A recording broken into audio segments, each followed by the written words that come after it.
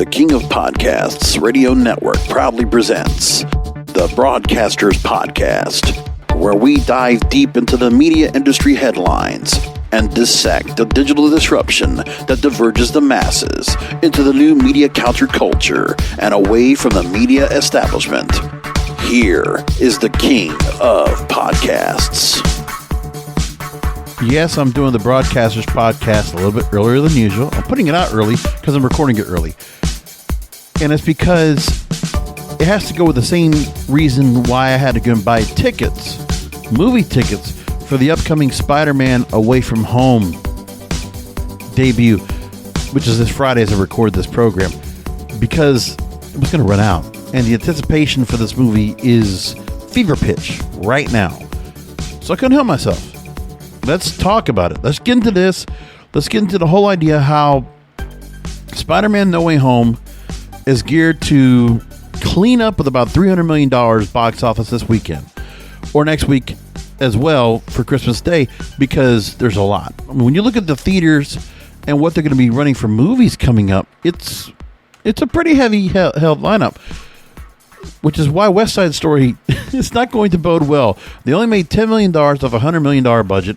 If you didn't hear about this, please go ahead and consult my When I'm Not Podcasting series, because I did a show, an episode just on West Side Story and the tanking of it was, and how musicals in general have not done well. So I put it there instead of on this show, but I put that out just this past Wednesday as I record this. So go ahead and take a look for that. Where if you look on the YouTube channel, youtube.com/JBR ASCO951, or just look for the show When I'm Not Podcasting, wherever you find podcasts, or if you need to, go to kingofpodcasts.com. You can find it there too. And I also think I got a link to that over on broadcasterspodcast.com. So you can find it. Just look for it. You'll see it. So anyways, box office this weekend and the schedule we have coming up. Let's just talk about real quick what they already have for the rest of the year. So Nightmare Alley and Spider-Man No Way Home are coming out this weekend, December 17th. And the next weekend, it's just a lot. The King's Man, Matrix Resurrections, Sing 2, and The Tender Bar. So that's all coming out in the next couple weeks. And also Licorice Pizza will also come out December 24th. And American Underdog, the Kurt Warner story, will come out December 25th. And Journal for Jordan will also come out December 25th. So before I get into more of what the box office season looks like for 2022, which is really the reason I think the ramp up for Spider-Man No Way Home is so important, is we need to go ahead and talk about how this is going to propel the box office for next year because of the kind of money this movie is going to make.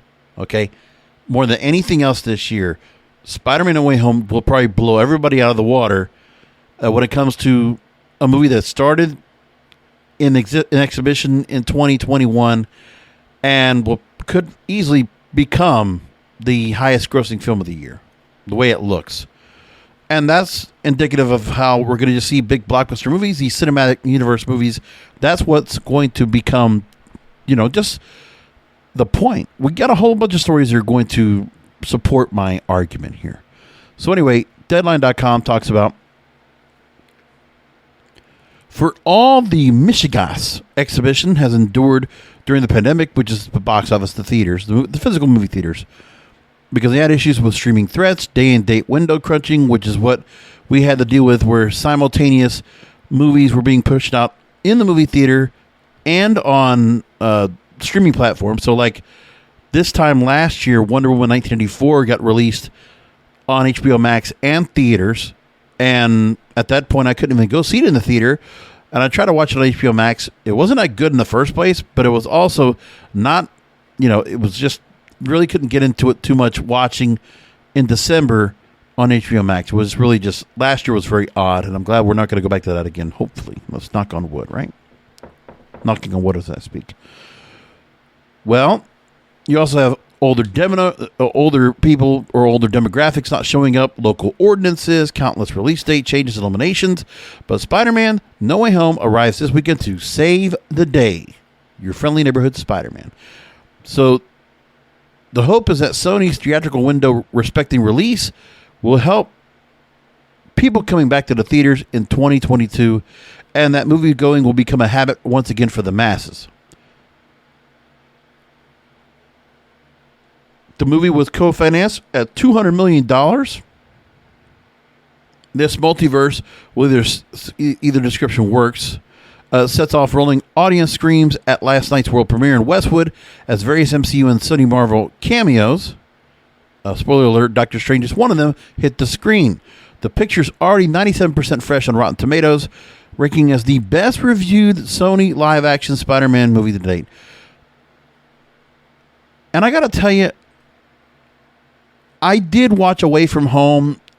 It was, I want to say it was July 4th weekend, but it was summertime. I went to Orlando, and I watched it at a Regal Theater there, and I was disappointed by it. It was not anything special. I know they have the quirky friends of Peter Parker, and of course there's Mary Jane. And I haven't really gotten to this group yet. Well, I already know. People already say, well, the Tobey Maguire one's probably the better ones, even though Tom Holland works better, I think, as the Spider-Man character, to be the funnier part, the one that actually provides humor to the role compared to what Tobey Maguire gave. If you can mix Tom Holland and Tobey Maguire together, I think you'd have the right mix of Spider-Man, but you just can't get it in both. It's very hard to get. And also to get somebody that actually fits in that uniform. In the onesie anyway. So fans are expecting a smart sequel that raises the stakes in a way no other Spider-Man has. The reason why everybody's showing up for this damn movie tomorrow, or this weekend, whenever you're going to catch this, it's obviously going to be before Friday, we know. All the villains from the original Tobey Maguire Spider-Man films are expected to be in. So Doc Ock, Green Goblin, got Doctor Strange going to be a part of it. We already know all this part, but that's more than enough to get everybody all worked up on this. No, with any movie destined to gross north of $100 million on tracking, there's a great standard of deviation.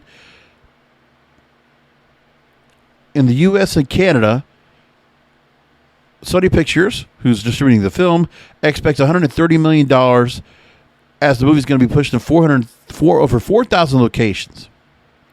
And there'll be previews on Thursday as early as 3 p.m. with a strength of IMAX and PLF screens.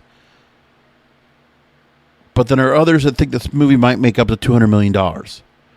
Now, for it to be the highest grossing ever in December, here's what they're going up against. You had Star Wars The Last Jedi back in 2017, which made $220 million. Star Wars The Rise of Skywalker, $177.3 million in 2019.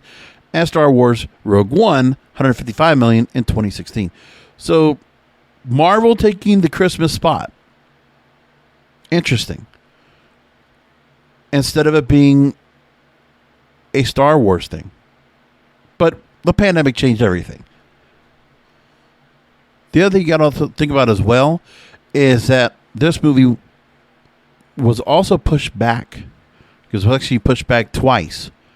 The original release for the movie was going to be July 16th.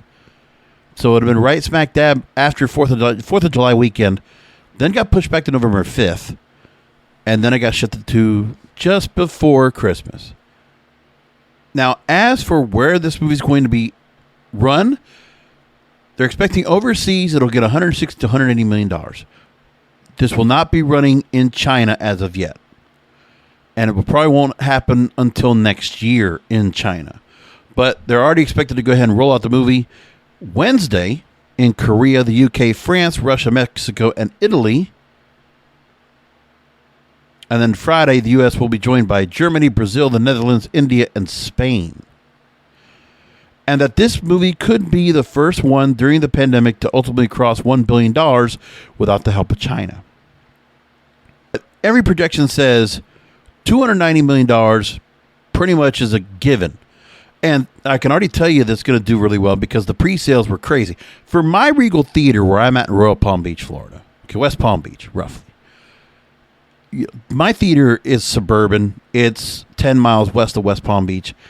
And normally, except for some of the occasional Fast and Furious movies that have really just, people will just come out of their way to go see. Avengers, that everybody showed up for that. And you definitely had crowds to show up for that movie when you got to see it. And I went on opening night on that Friday. And I didn't do the Thursday, beforehand, all that kind of stuff. And I didn't do that.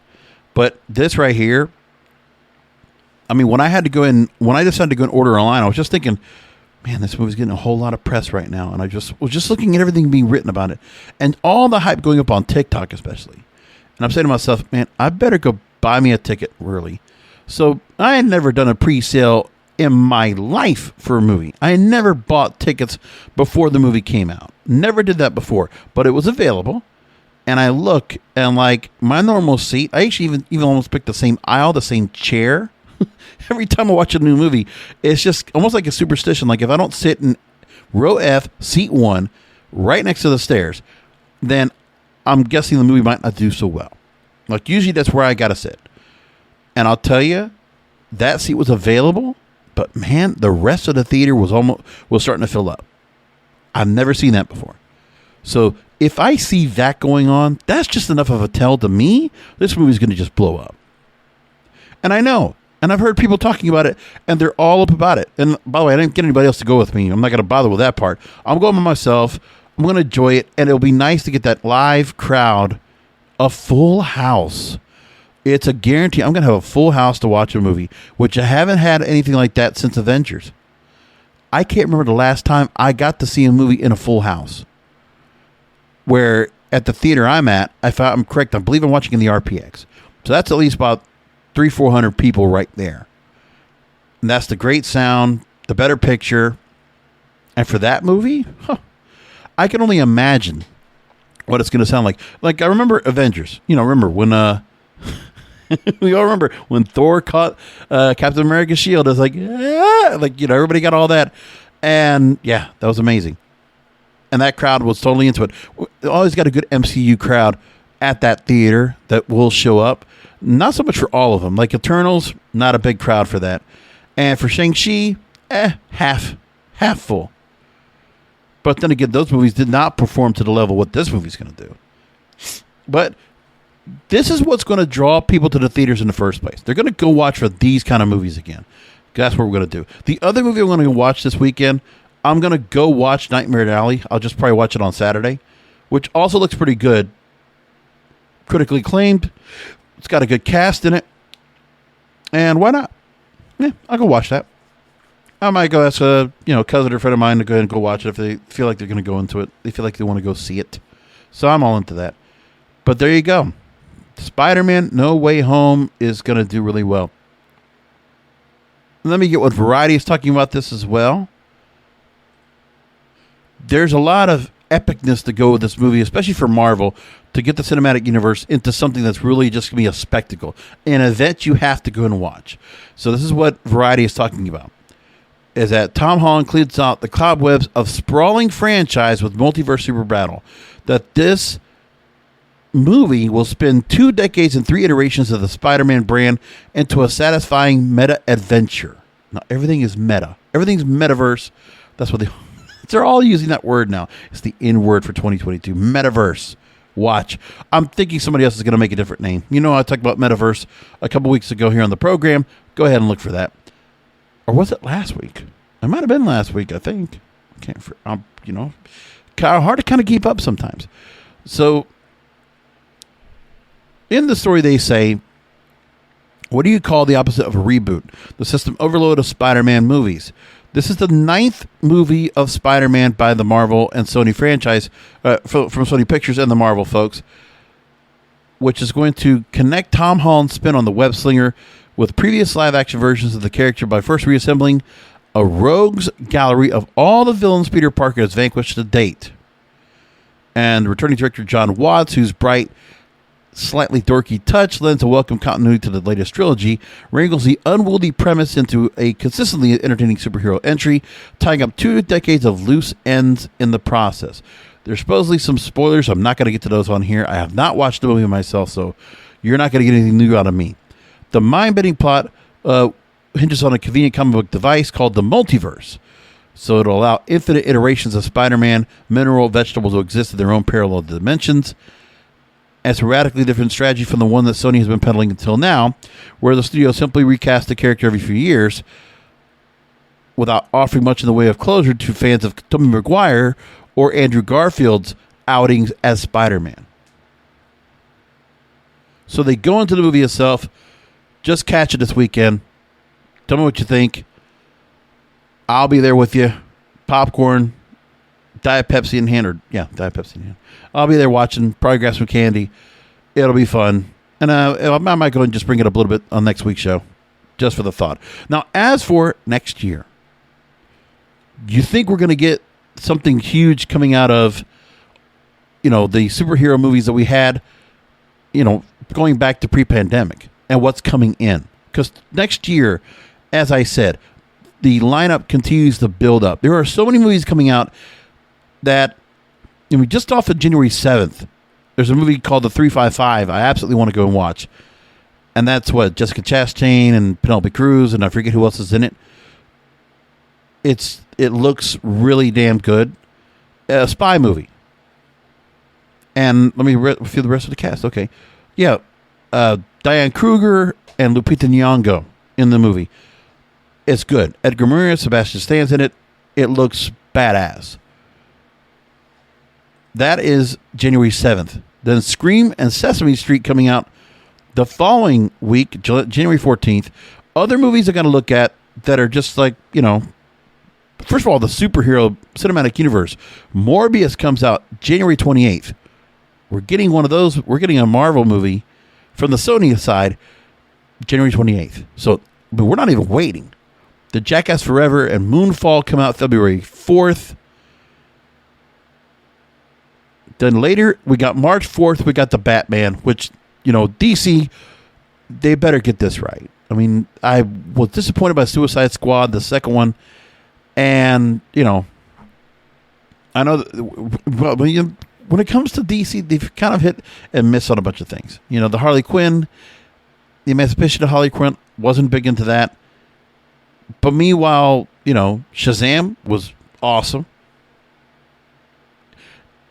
To go ahead and get Batman back again, the question is, if Spider-Man does so well, by the way, doing this metaverse that they're talking about, would DC follow the same suit and do something like that with the Batman to bring back Christian Bale or bring back bring back Michael Keaton or Val Kilmer or George Clooney? No, I wouldn't want. That would be kind of off. Very weird movie if they decided to bring all those characters back. Anyway, so the Batman March 4th. Sonic the Hedgehog #2 is April the 8th. Then we continue to the Harry Potter multiverse with Fantastic Beasts, The Secrets of Dumbledore on April 15th. Doctor Strange in the Multiverse of Madness, May 6th. Then we have Jurassic World Dominion, June 10th. Thor, Love and Thunder on July 8th. Then we have Mission Impossible 7, September 30th. Spider-Man Into the Spider-Verse, October 7th. The Flash, which that should get a whole lot of buzz, November 4th. Black Panther Wakanda Forever, November 11th. Creed 3, November 23rd, so back on Thanksgiving weekend again. Aquaman and the Lost Kingdom, December 16th. Avatar 2, December 16th. I'm telling you what, loaded with movies next year. That's just a sampling of the cinematic universe movies we have coming up. And Hollywood Reporter actually kind of tied into what was going on with the movies and what movies were people were going to and which ones would not be Oscar worthy. Because obviously, trying to get people back to the movies that are critically acclaimed. Like, here's the thing too. We're not getting that normal lineup where we get all these critically acclaimed movies for your consideration that will have been nominated for Oscars. And then we'll see all these movies that are limited release that we really don't catch. We're not going to catch them in the theaters now. Number one, because they're going to go over the top. They're going to be put on streaming platforms instead. So you can catch them on Amazon or Netflix or somewhere else. Like all those critically acclaimed movies, you're going to probably catch them more away from the theaters and more on the streaming platforms because that's what it's going to be. Apple, HBO Max, they're all going to find their way to get those movies there. And, the box office might changed the way we look at the Oscar chances because of what movies will be streaming. We know streaming is much more important these days than ever. That said, Greg Kilday, a Hollywood Reporter, talks about, does box office impact a film's Oscar chances? That mainstream movies that fail to attract ticket buyers can fall off the Academy's radar, but the lingering pandemic and rise of streamers make theatrical grosses less of a factor. Now, in the story, they go on to say about how box office alone isn't a deciding factor in determining an Oscar viability of a movie, especially as movie-going begins to revive after the shutdowns of COVID-19. Now, in pre-pandemic times, we also know there was the rule of thumb that buoyant box office returns don't automatically translate into lots of Academy Award nominations, let alone wins. The last Best Picture winner to get over $100 million at domestic box office was 2012's Argo, which got $136 million in North America. And that movie I did see with Ben Affleck was great. On the other hand, a disappointing box office performance can take some of the sheen off awards hopeful, especially if reviews are mixed. So there's movies like Alexander Payne's 2017 Downsizing, Robert Zemeckis' 2018 Welcome to Marwen. Wasn't that the one with Steve Carell? That's right. Clint Eastwood's 2019 Richard Jewell, which I thought was great. All of which were initially put on pundits' list of potential Oscar candidates, mostly based on the past track records of the filmmakers involved, fell out of serious contention when they opened to middling results. Which is why, when I look at West Side Story only making $10 million, by the way, by itself, there was nothing, for them to go ahead and put the movie out when they did was absolutely the right move for West Side Story. To get that slot by itself was smart. But it really, for it to not have gotten anybody to show up to the theaters to watch it at the level they could, it wasn't like they had other movies that were going on that were going to be taking over. Like they were going to be just, hounding people to go over there. Like the kind of movies that were going on at the same time, there wasn't that much going on. I mean, at my movie theater, for instance, if you wanted to go see West Side Story, I just look at the schedule they have right now, except for a couple of Bollywood movies and some other older movies that have their anniversaries. National Champions, reissuing of The Green Knight, The Matrix is 1999, West Side Story, plenty of time slots, plenty of show times. Encanto, House of Gucci, Resident Evil, Welcome to Raccoon City, Ghostbusters Afterlife, and a couple of random ones for movies that were about to go on the way out, like Belfast, Clifford the Big Red Dog, Eternals, No Time to Die, and that's it. Like everything else is nothing, right? West Side Story, there's really no excuse for them to have fallen apart like they did, but you could say it was Ansel Elgort and his allegations. Who knows what you could say. But for the fact that they couldn't get any kind of crowd to show up for that, bad. Or they could say there was no marketing. I heard a lot of that excuse going on all weekend. But I saw the movie was coming out. If you were in the theaters, the trailer kept popping up. They weren't afraid to throw the trailer out there for several weeks beforehand. So, I knew West Side Story was coming out. I saw the promos out there. I saw it was coming out. Pretty well aware. So, for people to come and miss that part, I don't know what to tell you. So King Richard was one movie that was simultaneously released for HBO Max. Not a movie I wanted to go in. I thought about watching it. I saw the trailers a million times. But, they marketed it to go to theaters and, do I feel like to go watch that and see what it was going to be like? Not necessarily. Maybe I'll catch it later on, but I wasn't necessarily over the top to say, okay, I got to go see it. Because so far, King Richard, as a whole, has not done well. $14 million domestic, $10 million international box office, a little under $25 million worldwide. And the movie had a $50 million budget. This is one of those where, I know Will Smith thought, man, this is my Oscar moment. This is going to be it. But this story they're talking about right here King Richard and Will Smith could absolutely do the same damn thing, could fall apart. What would that say about him? And by the way, Rotten Tomatoes, the ratings are awesome. 98% audience, 91% tomato meter. So could it be enough that people are going to just say, you know what?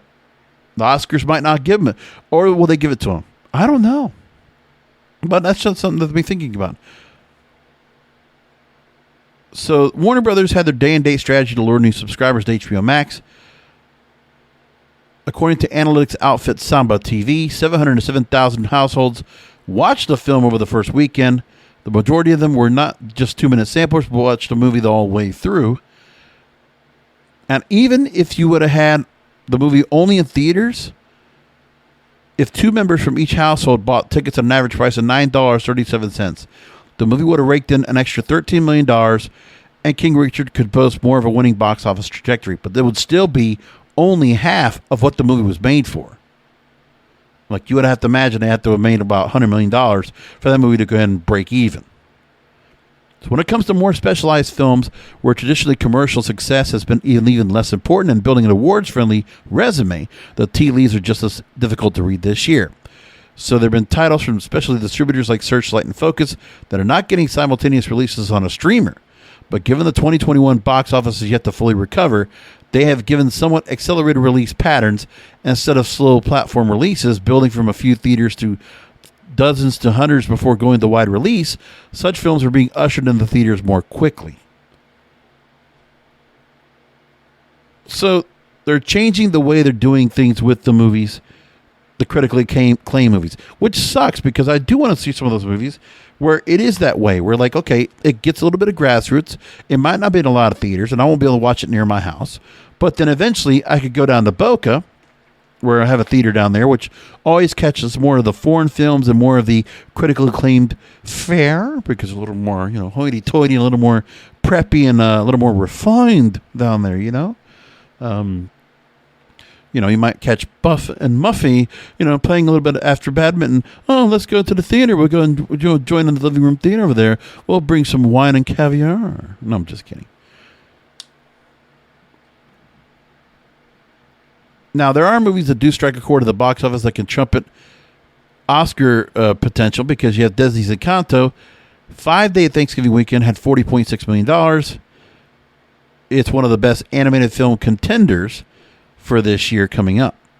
But while the Academy itself may pay lip service to the importance of the theatrical experience, it's not how lots of viewers and Oscar voters will see a movie like King Richard, to not mention all the other titles that will receive token theatrical releases from Netflix and Amazon before they're offered to streamer subscribers. As far as Academy consideration is concerned, box office is becoming increasingly irrelevant. So that's something that does change. Now, doesn't matter to me about the fact that they decided to go ahead and say, okay, it doesn't matter if you experience an Oscar award-winning film in the theater, because it's changed.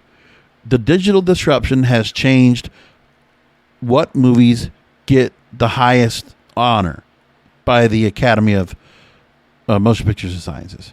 Right? It's all changed. So now you don't have to. Also, because remember, there's another 600 movie theaters or some odd that would really showcase independent films, or smaller movie chains that have still not opened yet. Like, that's the other part. Not all the movie theaters have returned to show movies that would be Oscar credentialed. We're not getting those right now. So what needs to happen more than ever, the streaming services need to go ahead and get the first rights to run the movies themselves. Because at the end of the year especially, it's a great time for them to go and have movies to go and showcase. So they actually should go and buy the rights to these movies instead of relying on the theaters. Because now the box office, like I said, it doesn't matter to them. You want to have premieres, this and that, sure. But to get that release like they normally do, they might not be able to get that anymore. And the box office, I already know that, when some of those movies come out, they're not going to get a big crowd for those. They rarely do. Like, I've seen a bunch of great movies that were Oscar nominated that did not get a big crowd. I remember Three Billboards Outside Ebbing, Missouri. I remember Richard Jewell. I remember American Sniper. Well, not American Sniper. American Sniper had there's an audience there. I'm trying to think of some of the other movies that also got nominated. Didn't have like super crowds at them. You know, especially those that ran at the end of the year. It was not that we're going to make a whole lot of money off of them. I mean, it was always a quiet crowd. Nocturnal Animals. I remember that too. But yeah, some of those movies just never got a crowd.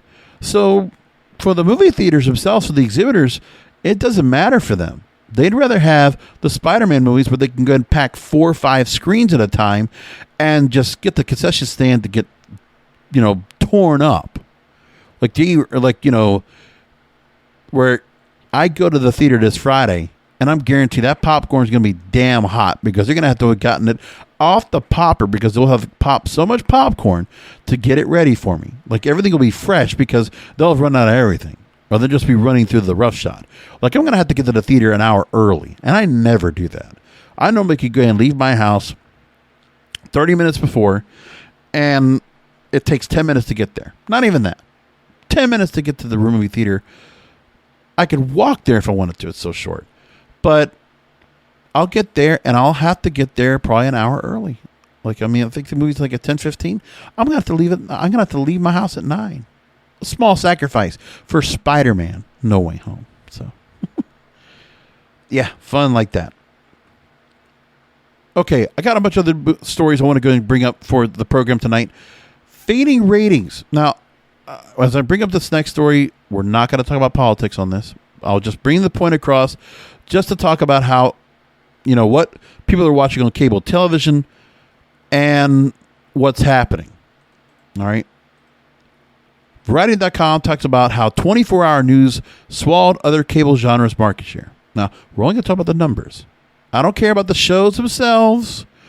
I don't care about what side of the aisle that you are representing. Doesn't matter to me.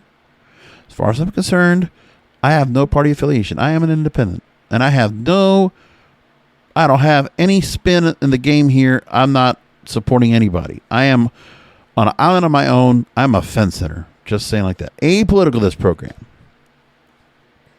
So there's a report that Variety.com put together in their VIP Variety Intelligence platform showing an extensive analysis of changes to broadcast and cable TV for the ages 18 to 49 years old and their total audience. So they talk about a couple different things. One is about how much TV viewership has fallen since 2015. And I did not bring this story up yet, but I'll bring this up here too. Because it is upon me to talk about the digital disruption and what it has created. Because there's a whole lot behind all of this. So what they find out is viewership metrics for the 18 to 49-year-old demographic shows tremendous declines in live and same-day viewing for primetime fall shows. Scripted content has seen the biggest drops as consumption patterns change, and there are only 10 shows or special events that have a significant 18 to 49-year-old demographic rating greater than 1 in 2021 versus 77 in 2015. So we know, pick a day, less younger people are watching network television. Among the 4 major broadcast networks, you're talking about between 2015 and 2021, when it comes to Monday programming, it's down almost 70% on average. 58% to 62% on average on Tuesday. Wednesday's really bad, especially if you're watching after 9 o'clock, where it's 76% less. Thursday nights, which used to be must-see TV, every day has dropped badly.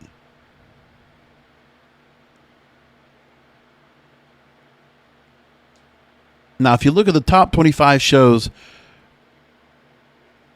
back for 18 to 49-year-olds back in 2015, I mean, some of the shows you had on here were just, again, massive. You had Sunday Night Football, Thursday Night Football on top every broadcast season. Empire, which used to pull about 10 million viewers, actually pulled more like 12, 14 million viewers. The World Series on Fox, Big Bang Theory used to pull about 12, 14 million. The other top broadcast shows in 2015 were CMA Awards, College Football on ABC, American Music Awards, The Voice, 60 Minutes, The Voice. Then your scripted shows, you had Modern Family, Scandal, Grey's Anatomy, Blind Spot, NCIS, Big Brother, and Chicago Med, which probably pulled about between, 5 and 8 million viewers overall. And now in 2021, there's minuscule. Sunday Night Football still pulls a big crowd. Thursday Night Football, but one thing too is that people can go watch those shows over on streaming as well, especially when it comes to football. You can watch it on Amazon, you can watch it on Peacock, you got other places to go. So the Adele special pulled pretty well. I think that was like 7 million viewers. 60 Minutes pulls about 7 million, 8 million, I think it is. Survivor, I think, pulls about 5. The Masked Singer, The Voice, The Simpsons. The fact that The Simpsons is up there, and that's barely even pulling maybe 2 million viewers, 3 million viewers. And everything else is just next to nothing.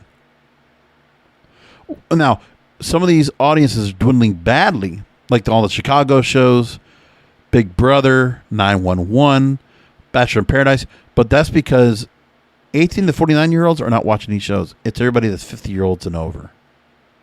They're all still sticking around to being accustomed to the habit of watching on their cable channel or watching on the rabbit ears if they're still doing that. Broadcast TV, they're saying, is fast becoming the domain of sports, specials, and reality. Now, they're not saying that scripted content is no longer important. It's shifted to another medium as networks have an increasingly complex digital window strategy. New episodes are available to watch one day after airing on paid TV subscription authenticated platforms. While not reaching the heights hoped for in the mid-2010s, they still get a solid chunk of viewership. So they're not even planning for people to watch the show as it happens the first run. They're not even concerned about that. They're worried about getting people to watch, at least some people to like watch it same day, and then hopefully catch it on the download. Or worry about able to stream it next day. But since people can already do that, they're not going to even DVR it so much. They're just going to wait for it on Peacock or wherever else they get it, and they'll just catch it then. They don't have to worry about it anymore. Depending on arrangements made, the content will also be available on various streaming services at the same time, most of which have the option to watch with or without ads. That's the other part. Because all these streaming services, you can take the ads out. So if you're on Peacock, you decide to go and say, okay, I'm going to put $10 a month, so I can watch all the NBC shows without commercials, and that's what you do it for. Paramount Plus, you absolutely do it for that. No commercials? Yeah. You don't have to go and worry about the DVR and running it one way or the other, and not even worry about ads being embedded? Even better. So some people are just preferring to do that instead. Now, it's currently impossible to measure the true long tail of viewership across all sources, but it shouldn't be forgotten that not all formats are experiencing this to the same degree as dramas and comedies. Content that ages faster is still being watched on the network's vastly greater numbers, holds a major clue to the type of content people can expect to see more on broadcast TV in the future. Well, if I'm watching broadcast TV at all, it's for sports. And any live sports they got is going to do well. Like Sunday Night Football does great, and I usually have it somewhere on. I'm not watching it so much on my local channel. I'm watching it on Peacock because I always got something to watch on Sunday nights, whether it's Dexter New Blood or Power, Book 2 Ghost, or whatever else I got to watch. That's where I'm at there. So back into the story about the 24-hour news cycle. On cable, we've seen a big change from 2015 to 2021. Political news and opinion programming across CNN, Fox News, and MSNBC, just for an example, now account for 83% of the most watched 5,000 cable TV shows of 2021 among total viewers. It was 57% before that. But now, because of the divisiveness, I guess you could say, of government and all the things we're going with elections, a lot more spice going on, and a lot more palace intrigue and a lot more things when it came to the pandemic, obviously got people much more involved to watching news. Now, I would imagine, too, that there's going to probably be some point where we're going to see some kind of a erosion of audience that's watching those cable news programs. Because I don't think we could go and watch that kind of stuff unless you're just programmed that way to watch. Just want to be brainwashed. I'm just saying. Now, the other thing, too, is also that the total audience watching live or within the same day for airing of cable original programming, if you're watching shows as they're happening live, that's the other problem, is that all these cable news shows, they're all live, happening in real time. Then you're followed by sports, which is a live event, reality, or a studio or talk show for sports. And then also in that same mix, you got original movies and pro wrestling. Pro wrestling. Why don't they put them in sports? Well, they can't do that. That'd be unfair. The domination of cable news demonstrates how far cable viewing has moved from a balanced diet of programming options across a wide variety of genres, ranging from sports to scripted dramas to comedies. But now it's just that news-loving older viewers are heavily concentrated in aggregate TV watching. Well, that's just overall viewers, because the news audience is older. A lot older. Now, if you look at the 18 to 49-year-olds watching cable programs, here's what we have now. In 2016, 39% would watch reality. Then it would be 13% for sports. And political programming was made up 11%. Now, today, it's 31%. 28% today of the 18 to 49-year-old demographic watches reality. And 17% now are watching live sports, or 13% are watching a studio or talk show of sports. So 30% of the pie now in 2021 goes towards sports. And before it was 25%. Reality has fallen down. Reality is less popular than before. And political got much bigger. Ugh. Well, how about that?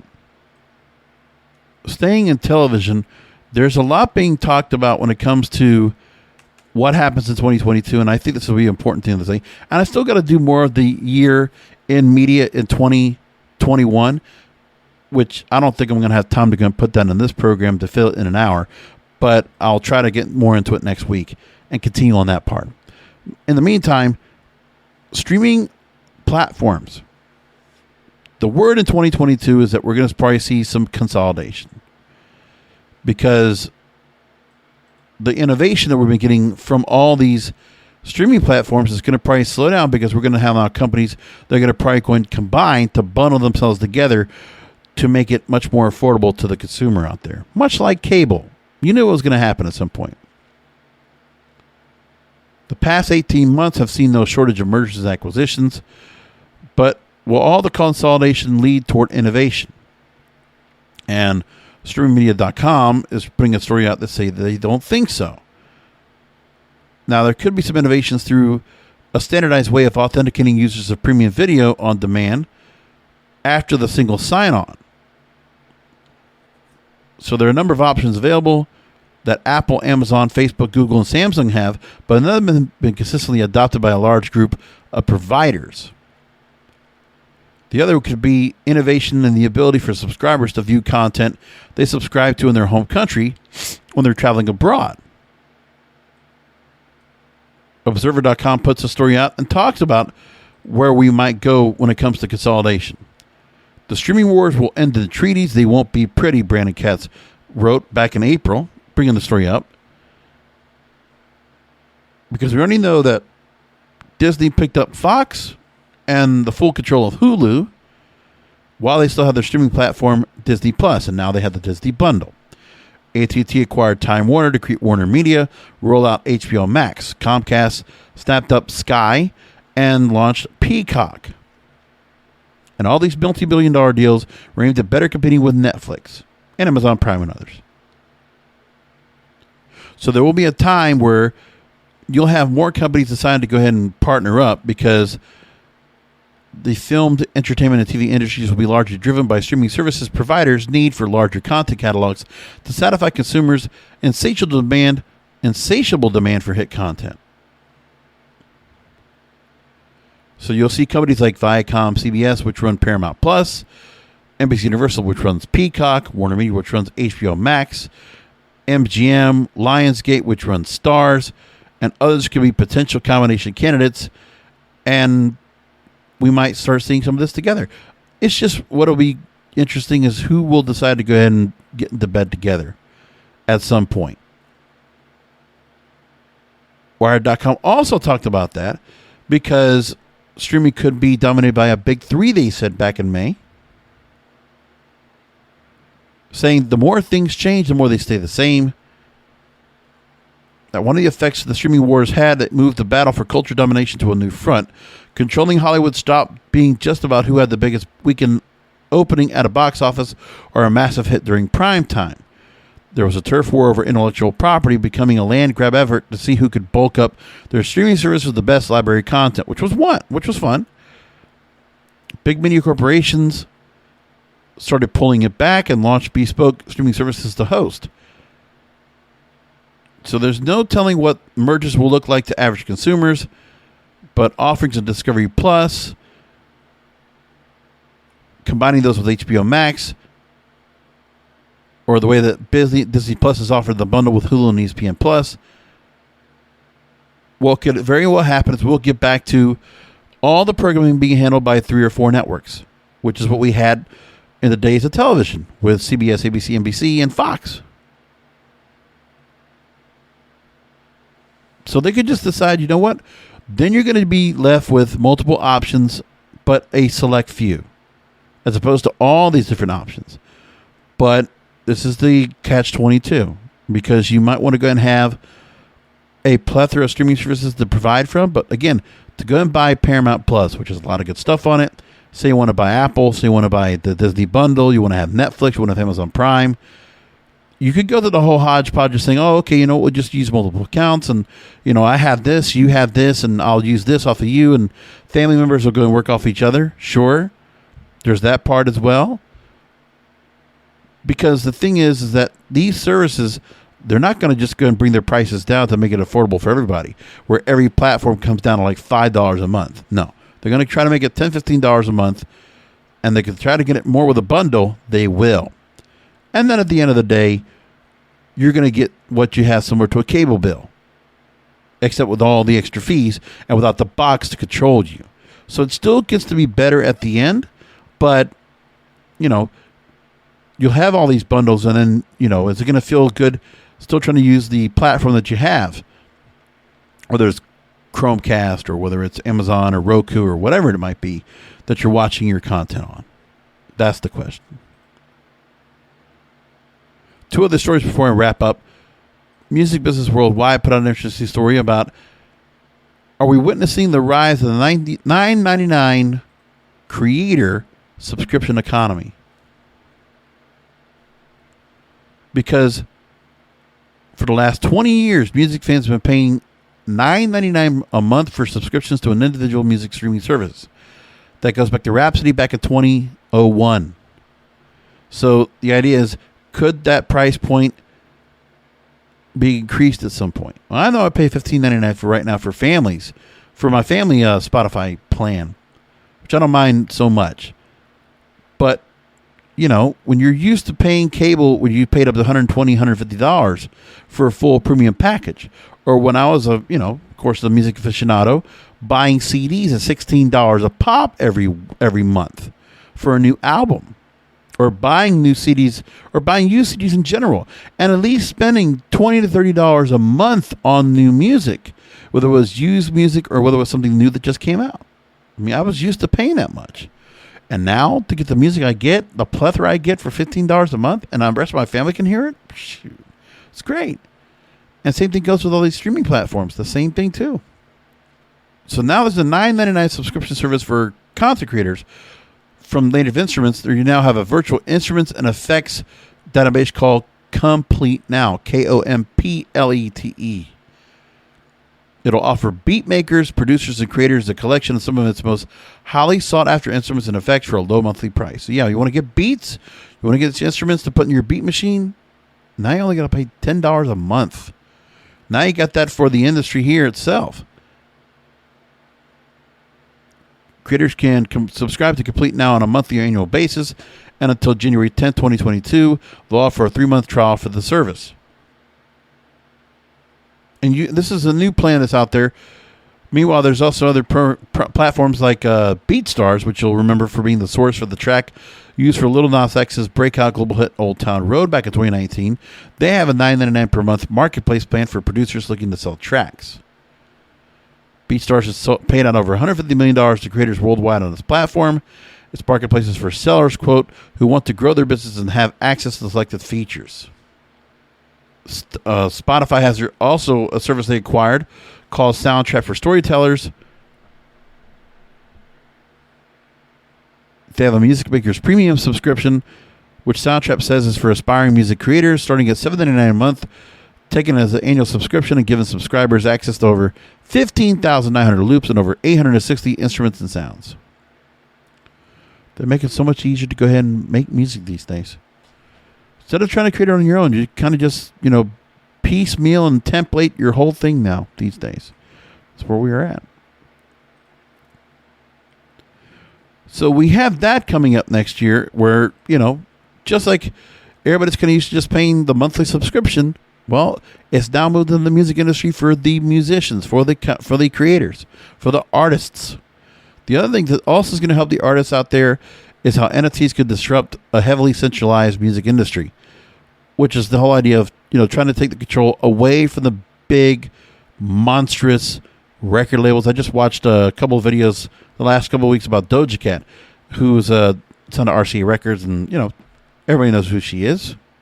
I love her work. I think she's great. And the way they kind of handle her career. SZA, also the same way, who's also an artist in that same label, and the kind of things they do to control certain artists and what they're meaning to do. Meanwhile, if an artist the size of a Doja Cat or SZA were able to go and do their own thing where they can sell NFTs or they can have all their production done with somebody else and just find a way to distribute would be a different story. A report from Audius, this is what the whole idea about NFTs in the first place, is that there's a thought process of trying to go and create ways for the musicians and the artists and the songwriters and the producers to make money proper without having to go through the labels. Work around. The music industry historically generates $42 billion in annual revenue, and less than 12% of that goes to artists. That's sad. Additional data says that around 90% of streams on platforms such as Spotify and Apple Music are from the top 1% of artists. So most artists get paid fractions of pennies per stream.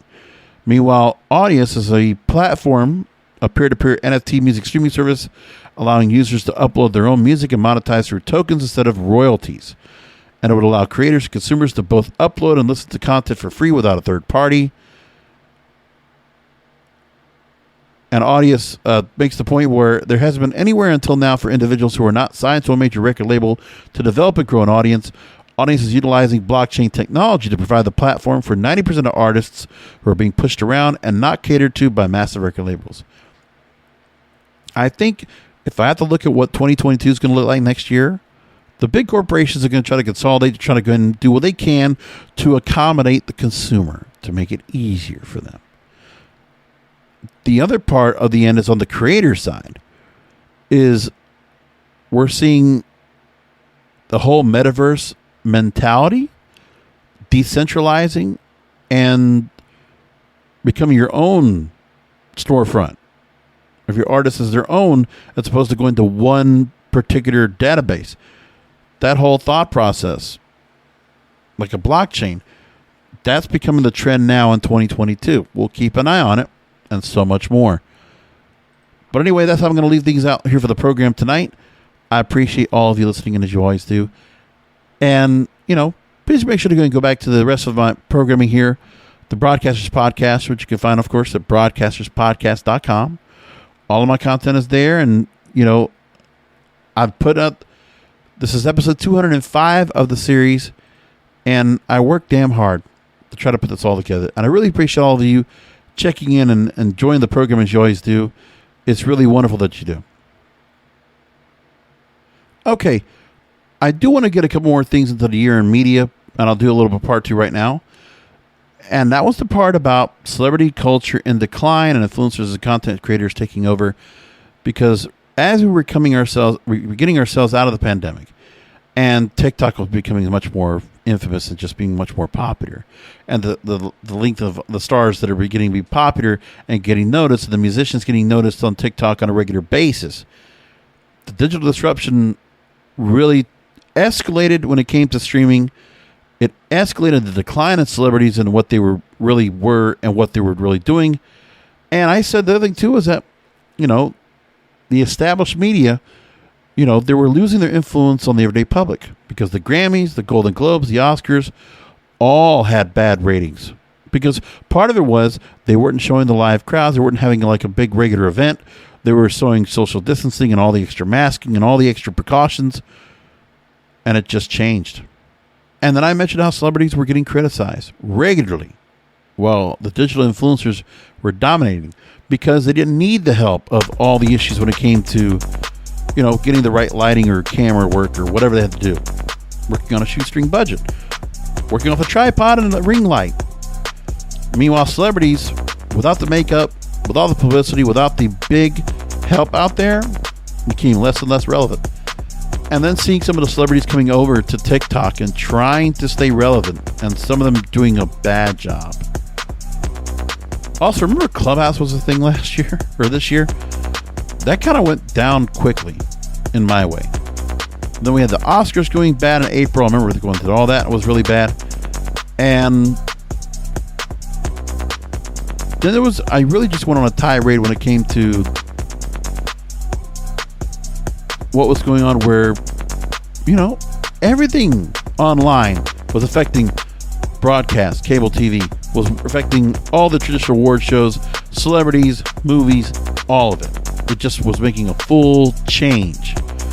So the pandemic brings, and it took away some of the traditional stranglehold that they had of media, and things just changed. Habits changed, perception changes, reality changes. Okay, I'll get back to more of that. We'll do a part 3. And quickly just do a little recap of it. If I have some time on next week's show, I'll definitely do that. In the meantime, thanks for listening in. Catch the show as you always do. I just said that before. Come back next week for the Broadcasters Podcast. Remember that content is king, and the control of your content is in your hands. Thank you for listening to the Broadcasters Podcast. Find all the links to subscribe to the show by going to broadcasterspodcast.com. And don't forget to check out the King of Podcasts wrestling program, the Wrestling is Real podcast, exclusively at wrestlingisreal.com.